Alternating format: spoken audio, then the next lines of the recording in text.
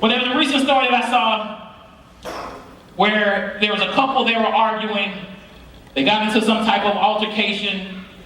The man left the house. He decided to grab his boat. He went on the boat, to go on the boat to kind of get away, clear his mind. The man, he indulged in too many beverages and he fell asleep on that boat. And while he slept on that boat, little did he know that the boat began to drift further and further away. He started in the bay, but by the time he was awakened, by the time he woke up, he realized he was miles and miles away from shore. He was almost into the middle of the ocean. Now, this is not a sad story because luckily he was saved. The Coast Guard was able to come and get him. But he had to realize that it was a gradual process.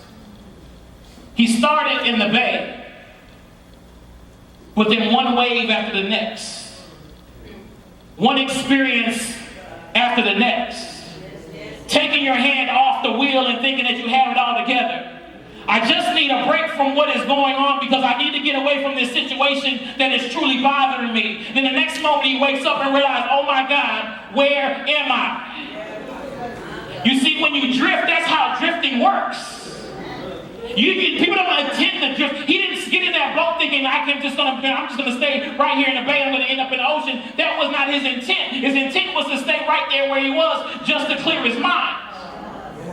When he cleared his mind, he closed his eyes. He took his hand off the wheel. He stopped focusing. And the next thing you know, he wakes up and says, oh my God, how did I get where I am? Because he drifted away. That's how drifting happens. You don't wake up in one spot and then get it to a spot further away just automatically overnight. It's a slow, gradual process. You drift away. Right? All while we're not paying attention. And many times we don't know that we're drifting until it's too late. But as we grow as a mature believer, it is a question that we must ask ourselves, God, am I drifting? See, we feel good about it as long as we can see the shore. As long as I can still see the church. As long as I still know Dr. Lee's phone number, I'm good. But one day we wake up and we realize that I've intentionally or unintentionally drifted really far. And we've given up so much room because we vacated our space.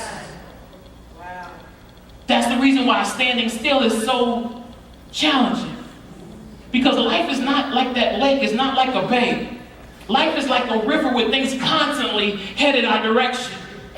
Things constantly trying to take us on a downward spiral towards destruction. And if we don't listen earnestly to Jesus and fix our eyes on him daily, sometimes even hourly, or sometimes even by the minute, then we'll start standing still and we'll start going backwards.